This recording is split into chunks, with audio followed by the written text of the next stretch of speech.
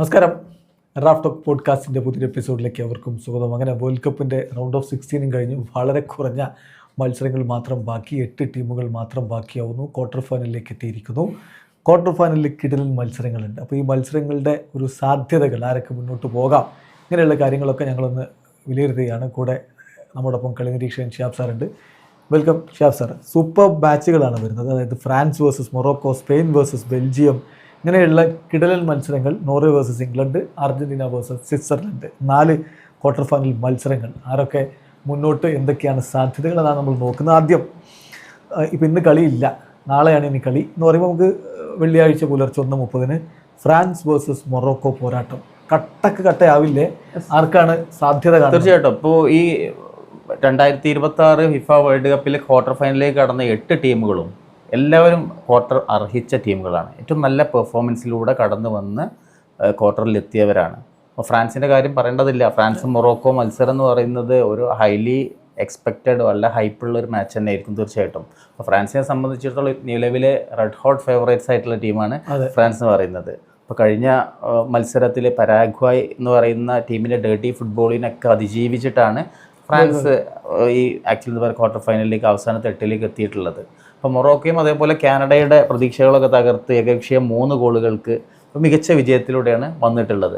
അപ്പോൾ France Morocco മത്സരം എന്ന് പറയുന്നത് കടുത്ത മത്സരമായിരിക്കും, യാതൊരു സംശയവുമില്ല. മൊറോക്കോ എസ്പെഷ്യലി ബ്രസീലിനെ തുടക്കത്തിൽ ആദ്യ മത്സരത്തിന് സമനിലയെ തളച്ചു. അതേപോലെ തന്നെ നല്ല മികച്ച പെർഫോമൻസിലൂടെ അവസാനം 8-ലെത്തിയതാണ്. അപ്പോൾ ഒരു ഹൈലി ആൻറ്റിസിപ്പേറ്റഡ് മാച്ചായിരിക്കും ഫ്രാൻസ് വേഴ്സസ് മൊറോക്കോ എന്ന് പറയുന്നത്. ഇതിലൊരു വിജയസാധ്യത എന്ന് പറയുന്നത് എനിക്ക് തോന്നുന്നു ഒന്നുകൂടി മത്സരം നോക്കൗട്ട് സ്റ്റേജുകളിലെ എക്സ്പീരിയൻസ് ഒക്കെ വെച്ചിട്ട് ഫ്രാൻസ് തന്നെ വിജയിക്കാനാണ് സാധ്യത. ഫ്രാൻസിൻ്റെ അറ്റാക്കിംഗ് ഫ്രണ്ട് അതേപോലെ തന്നെ മൊത്തത്തിൽ നോക്കുകയാണെങ്കിൽ വളരെ ബാലൻസ്ഡ് ആയിട്ടുള്ളതാണ്. എന്തായാലും വളരെ ക്ലോസ് ആയിട്ടുള്ള കോൺടസ്റ്റ് തന്നെ ആയിരിക്കും. മൊറോക്കോ എന്ന് പറയുന്നത് ഒരിക്കലും അങ്ങനെ പെട്ടെന്ന് കീഴടങ്ങുന്ന ടീമൊന്നുമല്ല. അപ്പോൾ എസ്പെഷ്യലി അവരുടെ ഒരു ഗ്രോത്ത് എന്ന് പറയുന്നത് വളരെ എൻവിയബിളാണ്. ആക്ച്വലി എന്താ പറയുക, അത്ര എന്ന് പറയുന്നത് എന്താ പറയുക, നല്ല രീതിയിലുള്ള കഴിഞ്ഞ വേൾഡ് കപ്പ് 2022 ക്വാർട്ടർ ഫൈനലിൽ, ഈ വർഷം വളരെ കൺസിക്യൂട്ടീവായിട്ട് 2 വേൾഡ് കപ്പിൽ ക്വാർട്ടർ ഫൈനലിലെത്തി. അപ്പോൾ ഒരിക്കലും തള്ളിക്കളയാൻ പറ്റാത്ത വളരെ സ്ട്രോങ് ആയിട്ടുള്ള ടീമാണ് മൊറോക്കോ എന്ന് പറയുന്നത്. തീർച്ചയായിട്ടും അവർ വളരെ പെട്ടെന്ന് ഫുട്ബോൾ ലോകത്തെ പവർ ഹൗസുകളുടെ കൂട്ടത്തിലേക്ക് ഇടിച്ചു കയറി വന്നൊരു കാഴ്ചയാണ് നമ്മൾ കണ്ടത്. പക്ഷേ ഈ കളിയിൽ മുൻതൂക്കം ഫ്രാൻസിന് തന്നെയാണ്. കാരണം ഫ്രാൻസിൻ്റെ ടീം അത്രത്തോളം മികച്ചതാണ്. ഏതായാലും നല്ലൊരു പോരാട്ടം കാണാൻ പറ്റുമെന്ന് വിചാരിക്കുന്നു. അപ്പോൾ നാളെ നമുക്കതിൻ്റെ പ്രിവ്യൂ വിശദമായിട്ട് സംസാരിക്കാം. ഇനി നമുക്ക് വെള്ളിയാഴ്ച നടക്കുന്ന മത്സരം എന്ന് പറഞ്ഞാൽ, നമുക്ക് ഇന്ത്യൻ സമയം പറയുമ്പോൾ ശനിയാഴ്ച 12:30 സ്പെയിനും ബെൽജിയവും തമ്മിൽ ഏറ്റുമുട്ടുകയാണ്. സ്പെയിൻ എന്ന് പറഞ്ഞാൽ നമുക്കറിയാം, ഇതുവരെ ഒരു ഗോളും വഴങ്ങാതെ അനായാസം എന്ന രൂപത്തിൽ വന്നതാണ്. ശരിയാണ്, ആദ്യത്തെ കളിയിൽ അവരൊന്ന് ബുദ്ധിമുട്ടിക്കപ്പെടുത്തക്കെതിരെ. അതിപ്പം നിലവിലെ ചാമ്പ്യന്മാരായ അർജൻറ്റീനയും അവരോട് ബുദ്ധിമുട്ടുന്നത് നമ്മൾ കണ്ടു. അതുകൂടാതെ പോർച്ചുഗലിനെ പോലെ പ്രതിഭാധനരായിട്ടുള്ളൊരു കൂട്ടത്തെ അവർ പരാജയപ്പെടുത്തി. ഏകപക്ഷീയമായ ഒരു ഗോളിനാണെങ്കിൽ പോലും കളിയിലെ മുൻതൂക്കം സ്പെയിനിന് തന്നെയായിരുന്നു. ക്രിസ്ത്യാനോയുടെ സ്വപ്നത്തെ തകർത്തെറിഞ്ഞുകൊണ്ട് മുന്നോട്ട് വന്നതാണ്. അപ്പോൾ അതാണ് സ്പെയിനിൻ്റെ കാര്യം. എന്നാൽ ബെൽജിയം ആവട്ടെ ഇവോൾവ് ചെയ്ത് വന്നതാണ്. ആദ്യ കളിയൊന്നും അത്ര മികച്ചതല്ലാതെ പിന്നെ മികച്ച രൂപത്തിലേക്ക് വന്നിട്ട് USA അങ്ങ് തകർത്ത് തരിപ്പണമാക്കിയാണ് വരുന്നത്. ഇത് ഒരു സൂപ്പർ മാച്ച് ആയിരിക്കില്ലേ? ആരാണ് മുന്നോട്ട് പോകുന്നത്? ബെൽജിയം ടീം ഗോൾഡൻ ജനറേഷനെ അനുസ്മരിപ്പിക്കുന്ന ഫുട്ബോളാണ് ഇപ്പോൾ നിലവിൽ ഭംഗിയുള്ള ഫുട്ബോൾ കളിക്കുന്നത്. എനിക്ക് ബെൽജിയം ഫുട്ബോൾ എന്ന് പറയുന്നത് വളരെ ഇഷ്ടമുള്ള, കാരണം ഭംഗിയുള്ള പാസിംഗ് ഗെയിമാണ്. അപ്പോൾ ഈ 2 മത്സരങ്ങളും നല്ലൊരു ഫുട്ബോൾ മൊമെൻറ്റ്സ് സമ്മാനിക്കുന്ന മത്സരമായിരിക്കും, അത് സംശയമില്ല. എന്തുകൊണ്ടെന്ന് വെച്ചെങ്കിൽ ഒന്നും അമിതമായ ഡിഫൻസിലേക്ക് പോകാതെ നല്ല അറ്റാക്ക് ചെയ്തിട്ടും എന്നാൽ എല്ലാ മേഖലയിലും ടോട്ടൽ ഫുട്ബോൾ കളിക്കാൻ ഇഷ്ടപ്പെടുന്ന 2 ടീമുകളാണ്. അപ്പോൾ സ്വാഭാവികമായിട്ടും സ്പെയിൻ വേഴ്സസ് ബെൽജിയം എന്ന് പറയുന്ന നല്ല ഫുട്ബോൾ കാണാൻ പറ്റും. അവിടെ നമുക്ക് സ്പെയിനിനെ സംബന്ധിച്ചിടത്തോളം പറയാം, അതുവരെ ഗോൾ വഴങ്ങാത്ത ഒരു ടീമാണ് എന്നുള്ളത് കൊണ്ടും യൂറോപ്യൻ ചാമ്പ്യൻസ് ആണ് ഇങ്ങനെയുള്ള, അതേപോലെ തന്നെ ഈ വേൾഡ് കപ്പിലെ ഹോട്ട് ഫേവറേറ്റ്സ് ആണ്, ഇങ്ങനെയുള്ള ഒരുപാട് ഘടകങ്ങളുണ്ട്. അപ്പോൾ സ്വാഭാവികമായിട്ടും എന്താ പറയുക, ബെൽജിയത്തിൻ്റെ ഒരു വൾണറബിളായ ചില കാര്യങ്ങൾ എന്ന് പറയുന്നത് ചിലപ്പോൾ ഡിഫൻസുമായി ബന്ധപ്പെട്ട ചില പ്രശ്നങ്ങൾ, ഗോൾ അടിക്കാൻ, അങ്ങനെയുള്ള പ്രശ്നങ്ങളൊക്കെ ഉണ്ട്. പക്ഷെ നല്ല മുൻനിര ബെൽജിയത്തിനുണ്ടെന്നുള്ളതാണ്. അറ്റാക്കിംഗ് മിഡ്ഫീൽഡും തന്നെ നല്ല ഒരു ലൈനുള്ള ഒരു ടീമാണ്. അപ്പോൾ സ്വാഭാവികമായിട്ടും എനിവേ സ്പെയിന് അവരുടെ എക്സ്പീരിയൻസ് വെച്ചിട്ട് ഒരു എന്താ പറയുക ബെൽജിയത്തിൻ്റെ മേലെ വിജയിക്കും എന്നാണ് എനിക്ക് തോന്നുന്നത്. തീർച്ചയായിട്ടും. പക്ഷേ അത്ര എളുപ്പമല്ല ബെൽജിയത്തിൻ്റെ വലയിൽ ഗോൾ അടിക്കാൻ. തിബോട്ട് കോർട്ടുവെ പോലുള്ള ഒരാളെ മറികടന്നിട്ട് വേണം അവിടെ ഗോൾ അടിക്കാൻ. അതും സ്പാനിഷ് താരങ്ങളൊക്കെ നന്നായിട്ട് അറിയാവുന്ന, ലലീഗയിൽ കാര്യങ്ങൾ അനായാസം കൈകാര്യം ചെയ്യുന്ന ഗോൾ കീപ്പറായ തിബോട്ട് കോർട്ടുവയെ എങ്ങനെ അവർ മറികടക്കും എന്നുള്ളതൊരു ചോദ്യചിഹ്നം തന്നെയാണ്.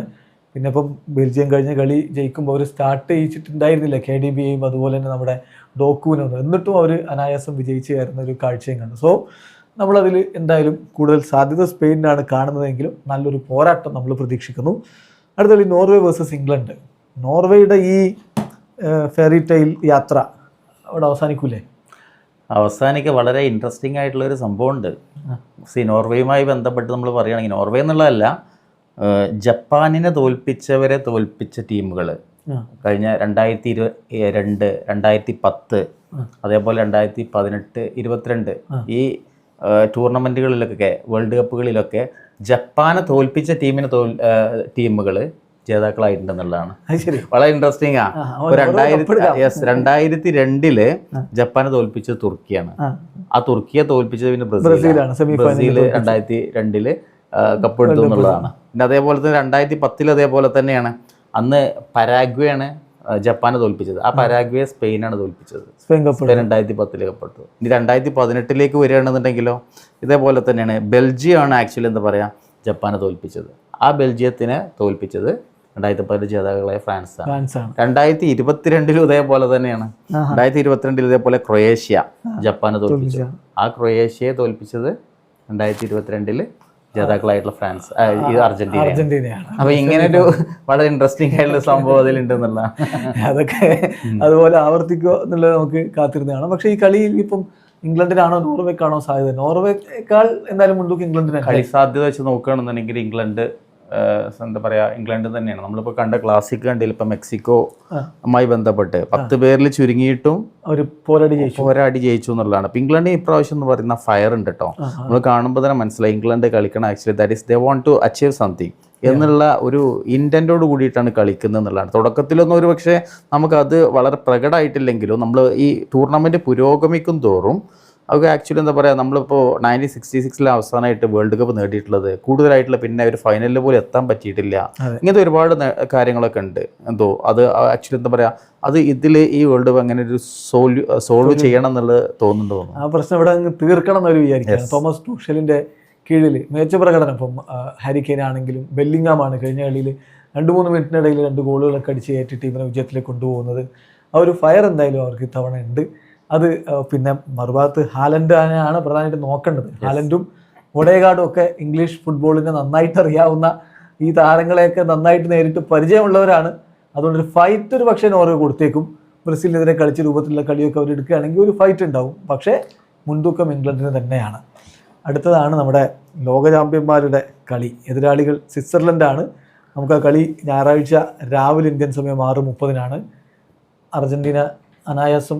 അർജന്റീനയുടെ കളികളൊന്നും അനായാസം എന്ന് പറയാൻ പറ്റാതായിട്ടുണ്ട്. അത് എതിർ ടീം ഏതാണെങ്കിലും ബുദ്ധിമുട്ടാണ്. അർജന്റീന ഒരുപാട് പുരോഗമിക്കാനുണ്ട് എന്നുള്ളതാണ്. നമ്മളിപ്പോൾ ഗ്രൂപ്പ് സ്റ്റേജുകളിൽ മെസ്സിയുടെ ഇൻഡിവിജ്വൽ ആയിട്ടുള്ള പെർഫോമൻസ്, അതേപോലെ തന്നെ ടീമുകൾ അത്രമാത്രം സ്ട്രോങ് അല്ലാത്ത ടീമുകളൊക്കെ ആയതുകൊണ്ടാണ് ഗ്രൂപ്പ് സ്റ്റേജുകൾ നമ്മൾ അർജന്റീനയുടെ ഈ ഒരു അധികം എക്സ്പോസ് ചെയ്യപ്പെടാതിരുന്നത്. പക്ഷേ നോക്കൗട്ടിലേക്ക് വന്നപ്പോൾ ഗേബോദേന് പോലും ആക്ച്വലി എന്താ അർജന്റീന മുട്ട് എടുക്കുന്നത് കണ്ടു എന്നുള്ളതാണ്. ഇപ്പോൾ കഴിഞ്ഞ കളിയിൽ അർജന്റീനയുടെ ആറ്റിറ്റ്യൂഡ് വൈസ് തുടക്കത്തിലൊക്കെ ഭയങ്കര ഒരു വിഷയം. വളരെ സ്ലോ ആണ് കളിയൊക്കെ തുടങ്ങുന്നതൊക്കെ. ഒരു ഫയർ തുടക്കത്തിൽ ഒരു ഇൻറ്റൻസിറ്റി നമുക്ക് തുടക്കത്തിൽ കാണാൻ പറ്റിയിട്ടില്ല. തുടക്കത്തിൽ പിന്നെ ഗോളൊക്കെ വഴങ്ങിയതിന് ശേഷമാണ് അവരുടെ ഇൻറ്റൻസിറ്റി നമ്മൾ പിന്നെ കാണാൻ പറ്റുന്നത്. ഇന്നലെയൊക്കെ ഒന്ന് കണ്ട നല്ല കണ്ടുകളിയൊക്കെ അവസാനമാണ് നമ്മൾ അവർക്ക് ഷോക്ക് കിട്ടണം. ഷോക്ക് എന്നിട്ടാണ് ഒന്ന് ചൂടാവണം, എന്നിട്ടാണ് വരുന്നത്. മറ്റേത് പിന്നെ നമ്മൾ കൂടുതൽ ഗോൾ അടിച്ചുകൊണ്ടിരിക്കണം അങ്ങനെ ഒരു സംഭവം ഇല്ല എന്ന് തോന്നുന്നുണ്ട്. എന്തായാലും ഒരുപാട് എല്ലാ മേഖലകളിലും ഒരു ആക്ച്വലി എന്താ പറയുക, അതുപോലെ ഗോൾ അടിക്കാത്ത പ്രശ്നങ്ങളുണ്ട്. ഇപ്പോൾ ഫോർവേഡ്സ് ആണെന്നുണ്ടെങ്കിൽ ഇന്നലത്തെ കളിയിൽ നോക്കുകയാണെങ്കിൽ 2 ഗോൾ കോൺട്രിബ്യൂഷൻ മെസ്സിയുടെ ഭാഗത്തു നിന്നാണ്. ഗോളും അസിസ്റ്റും വന്നുള്ളത്. ഡിഫൻഡറാണ് ക്രിസ്ത്യൻ ഫെർണാണ്ടസ്, മിഡ്ഫീൽഡറാണ്. ഹൂലിയനും ലൗട്ടറും ഗോൾ അടിക്കുന്നില്ല. പക്ഷെ കഴിഞ്ഞ കളിയിൽ ലൗട്ടറോ ഈ കളിയിൽ അസിസ്റ്റ് ഒക്കെ ഉണ്ട്. പക്ഷെ സ്വിറ്റ്സർലൻഡിന് വെല്ലുവിളി ആവുമോ അർജന്റീനയ്ക്ക്? സ്വിറ്റ്സർലൻഡ് കൊളംബിയയെ അപേക്ഷിച്ച് സ്വിറ്റ്സർലൻഡാണ് അർജന്റീനയ്ക്ക് ഒന്നുകൂടി ഗുണം എന്നുള്ളതാണ്. അതായത് അർജന്റീന എന്താണെന്നുള്ളതും അത് മെസ്സിയെ ഒന്നുകൂടി പൂട്ടാൻ ഒന്നുകൂടി സാധ്യത നന്നായിട്ട് അറിയാവുന്നത്. കോപ്പ അമേരിക്കയിൽ കൂടുതൽ മത്സരിച്ച് പരിചയമുണ്ട്. അതുപോലെ ലാറ്റിൻ അമേരിക്കൻ ഇതേപോലെ തന്നെ ക്വാളിഫയേഴ്സിലെ ഫ്രണ്ട്ലി മാച്ചുകളിലൊക്കെ കൂടുതൽ മത്സരിച്ചിട്ടുണ്ട്. അപ്പം മെസ്സിയെ എങ്ങനെ പൂട്ടാൻ ഒന്നും കൂടി കൊളംബിക്ക് നല്ല ധാരണ ഉണ്ട്. അപ്പോൾ ആക്ച്വലി കൊളംബിയേക്കാൾ എന്തുകൊണ്ടും അർജന്റീനക്ക് ഒന്നുകൂടി ഒരു റിലീഫ് എന്ന് പറയുന്നത് സ്വിറ്റ്സർലൻഡ് വരുന്നത് തന്നെയാണ്. മേധാവിത്വം അർജന്റീനയ്ക്ക് തന്നെയാണ് കളിയിൽ. മേധാവിത്വം അർജന്റീന ഒരുപാട് ആറ്റിറ്റ്യൂഡ് മാറ്റാതെ കഴിഞ്ഞ ഇന്നലെയൊക്കെ കളിയിൽ നമ്മളിപ്പോൾ ഒരു ഫസ്റ്റ് ഹാഫിലും സെക്കൻഡ് ഹാഫിൽ തുടക്കത്തിലൊക്കെ രീതിയിലാണ് അർജന്റീന ആറ്റിറ്റ്യൂഡ് കളിയെന്ന് വെച്ചെങ്കിൽ ഗോള് വഴങ്ങി കഴിഞ്ഞിട്ടുണ്ടെന്നുണ്ടെങ്കിൽ പിന്നെ തിരിച്ചടിക്കുക എന്നത് ഭയങ്കര ബുദ്ധിമുട്ടാണ്. ഇന്നലത്തെ കളിയിൽ ഈജിപ്ത് ആയ പോലെ ടീം ആയതുകൊണ്ട് മാത്രമാണ്, അല്ലെങ്കിൽ അതിന് മുമ്പുള്ള കളി ഗബോദ പോലെ ടീം ആയതുകൊണ്ട് മാത്രമാണ് അർജന്റീനക്ക് തിരിച്ചു വരാൻ പറ്റിയെന്നുള്ളതാണ്. അങ്ങനെ ആവില്ല സ്വിറ്റ്സർലൻഡ് എന്നുള്ളതാണ്. സോ അർജന്റീനക്ക് കാര്യങ്ങൾ അത്ര എളുപ്പമാവില്ല എന്നർത്ഥം. എങ്കിലും അർജന്റീന മുന്നോട്ട് കയറുമെന്ന് വിചാരിക്കാം. അർജന്റീനയുടെ എക്സ്പീരിയൻസ് നോക്കൗട്ട് റൗണ്ടുകളിലൊക്കെ ഉള്ള അർജന്റീനയുടെ നിലവിലെ ഡിഫെൻഡിങ് ചാമ്പ്യൻസ് ആണ്. അവർ ഒരിക്കൽ ഈ ഡിഫെൻഡിങ് ചാമ്പ്യൻസ് ആണ് എന്നുള്ളത് കൊണ്ട് ഒന്നുകൂടി നേടണം എന്ന് അവർക്കുണ്ട്. അറ്റ്ലീസ്റ്റ് മെസ്സിയെ പോലുള്ള താരങ്ങൾക്കൊക്കെ ഉണ്ട്. പക്ഷെ അതൊരു ടീമായിട്ട് ഒന്നുകൂടി ഇതേപോലെ വളരെ ഹൈ ഇൻറ്റൻസിറ്റിയോട് കൂടിയിട്ട് ഒരുമിച്ച് ആ സ്പിരിറ്റോട് കൂടിയിട്ട് കളിക്കണം, തുടക്കം മുതലേ കളിക്കണം എന്നുള്ളതാണ്. ആ കാഷ്വൽ അപ്രോച്ച് അവർ ഒഴിവാക്കണം. തീർച്ചയായിട്ടും അർജന്റീനയുടെ കളികൾ ഇപ്പോൾ ആരോട് കളിച്ചാലും ആരാധകർ ഇപ്പോൾ ടെൻഷൻ ഇല്ലാതെ ഞങ്ങൾ കളിയാണെന്ന് പറഞ്ഞാൽ ആരാധകർ എല്ലാ കളിയിലും ടെൻഷൻ അടിക്കുന്ന ഒരവസ്ഥയിലേക്ക് കാര്യങ്ങൾ പോയിട്ടുണ്ട്. എന്തായാലും കാത്തിരിക്കാം ആരൊക്കെ മുന്നോട്ട് പോകുമെന്നറിയാൻ വേണ്ടി. ഓരോ കളിയുടെ മുമ്പ് നമുക്കതിൻ്റെ പ്രിവ്യൂ ആയിട്ട് വരികയും ചെയ്യാം.